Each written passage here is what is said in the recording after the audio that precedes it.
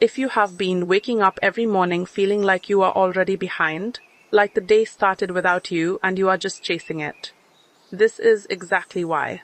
You do not have a motivation problem. You do not have a discipline problem. You have a morning problem. And more specifically, you have a night to morning cycle problem that nobody is talking about.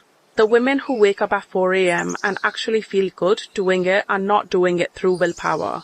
They built a cycle the night before that makes waking up feel like a natural continuation instead of a violent interruption.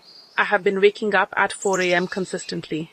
And today I'm giving you my exact routine, realistic, honest, and built around the one framework that makes it sustainable. Not just spiritually, mentally, physically, all three at the same time. Stay for step 3. Because it is the one productivity culture completely ignores. And it might be the reason your mornings keep falling apart before they even start. The night before is where the 4 a.m. actually begins. Here is the anti-generic truth about early mornings routines. Every viral 5 a.m. routine video shows you what happens in the morning. Nobody shows you what has to happen the night before to make that morning possible. And without that foundation, no alarm, no motivation, no willpower will sustainably get you up at 4 a.m. Wind down intentionally the night before. Cook something real for dinner instead of ordering convenience food. Put your phone away 1 hour before sleep. Close the day with your bedtime adhkar. Hand Allah the weight of the day before you sleep. When your body enters sleep in a calm parasympathetic state, not a scrolling until midnight cortisol spiked state. Waking at 4 a.m. stops feeling like punishment. It starts feeling possible, even natural. The 4 a.m. routine does not start at 4 a.m. It starts at 9 p.m. the night before. 4 a.m. Fajr first, everything else second. The alarm goes off. This is the moment. Do not negotiate. Do not check your phone. Feet on the floor immediately, because the moment you start bargaining with your alarm, you have already lost the morning. Go straight to wudu. Slowly, intentionally, let the water reset your nervous system from sleep into presence. Then fahara. 2 sunnah rakats first, do not rush past them. Then the fard. Pray with presence, not performance. Your body shows up first and you ask Allah to bring your heart along. He will. Allah says, establish prayer at the decline of the sun until the darkness of the night, and also the Quran of dawn. Indeed, the recitation of dawn is ever witnessed. The angels witness your faha. You are never alone in that 4 a.m. quiet. Something is happening in those early hours that the rest of the day simply does not carry.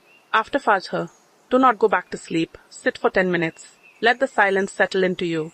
This window between Fajr and sunrise is the most valuable uninterrupted time you will have all day. Protect it before anything else fills it. What comes next is the step that separates a morning routine that feels like a chore from one that actually builds something. And it requires 2 notebooks, not 1. Here is exactly why. The 2-notebook journaling system. Most people journal wrong. 1 notebook. Everything mixed together. Random thoughts beside gratitude lists beside to-do items until the whole thing feels cluttered and you stop doing it. Here is the shift that makes journaling actually work. 2 notebooks. 2 completely different purposes. The first notebook, simple, inexpensive, no pressure. This is your brain dump.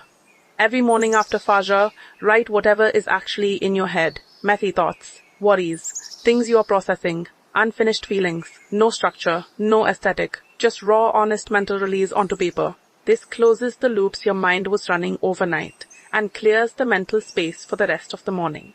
The second notebook, dedicated, intentional, something you actually want to open. This is for structure. Write your intention for the day. 3 specific gratitudes, 1 affirmation that is actually true, not aspirational, and 1 question about your deen that you want to sit with today. Psychologically, separating raw thought, dumping from structured reflection, prevents the contamination of both. Your messy thoughts stop overwhelming your intentions. Your intentions stop feeling like they need to be performed. Each notebook does 1 job and does it well. These notebooks together become something more than a productivity tool. They become a record of your inner life, your growth, your journey, a life's work written 1 morning at a time. Movement. Push through the voice that says stop. After journaling, move your body. Not a gym session, not a complicated workout. A run outside if you can. A walk at minimum. The morning air, the natural light, the physical movement after stillness. This combination does something for your clarity and energy that no amount of coffee can replicate. Here is the real talk version of this step. There will be a moment during the movement, especially during a longer run, where a voice in your head says, "Stop. You are tired. This is enough. You can finish tomorrow." Do not listen to it. Push through it once, because the moment you push past that voice, something shifts, not just physically, something in your relationship with your own resilience shifts. You realize that voice lied, and the next time it shows up, in your work, in your deen, in anything hard, you remember that you have pushed past it before. Allah says in Quran, "For indeed, with hardship will be ease. Indeed, with hardship will be ease, in ease." The ease is on the other side of the push, every single time. Step 3. The one most productive content gets completely wrong, and the one that will determine whether this 4 a.m. routine lasts a week or the rest of your life. The Sunnah nap. Productive rest is not laziness. Here is what nobody in the morning routine space will tell you. Waking up at 4 a.m. every day without an intentional afternoon rest is not discipline. It is depleted with a productivity label on it, and depletion always collapses eventually. The sunnah of the midday nap, the kailula, is not a weakness. It is intelligent energy management built into the Islamic lifestyle 1400 years before sleep. Science confirmed why it works. Between Dahr and Asr, 20 to 30 minutes of actual rest, not scrolling, not half resting with a screen, eyes closed, body still, a genuine micro-recovery that restores what the early morning cost. This is not optional if you want the 4 a.m. routine to be sustainable. It is the mechanism that makes sustainability possible. The women who maintain early morning routines long-term are not tougher than the women who quit.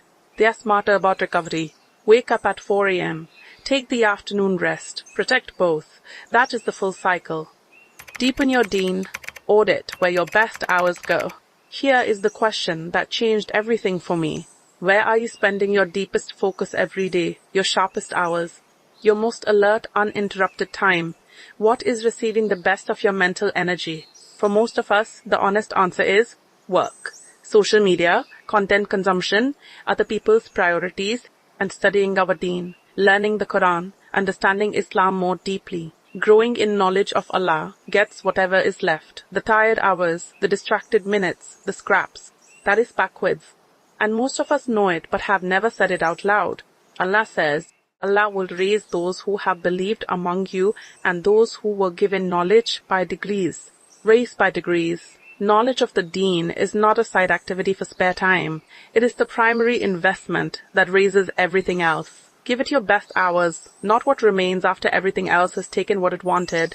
Even 15 minutes of focused deen study in your sharpest morning window, consistently, daily, builds something over months that changes who you are. The 4 a.m. routine that actually changes your life is not about the alarm time.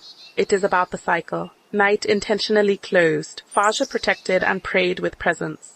2 notebooks, one for the mess, one for the intention. Movement that pushes past the voice that says stop. Deen given your best hours, not your leftover ones. And an afternoon rest that makes the whole thing sustainable. That is the whole thing. Not perfect, realistic, honest, built for a real Muslim woman in real life. Starting tonight. Wind down intentionally. Sleep earlier than yesterday. And let tomorrow's 4 a.m. be the beginning of the cycle, not another failed attempt at a routine. If you are committing to trying this 4 a.m. cycle starting tonight, drop a inshallah in the comments. Let us hold each other accountable. And tell me honestly, which part of this routine are you missing most right now? Share this with a sister whose mornings have been feeling chaotic. Tell her the morning starts the night before. Check out my videos on the night routine to heal your heart. 12 tips for your Islamic morning routine, soul tiredness, losing your light, and your du'as not being ignored. They all connect to this journey of building a daily life that actually fills you up. Thank you so much for being here. May Allah put barakah in your 4 a.m., clarity in your mornings, and make every early hour you give Him the most productive and peaceful hour of your day. Salamu alaikum.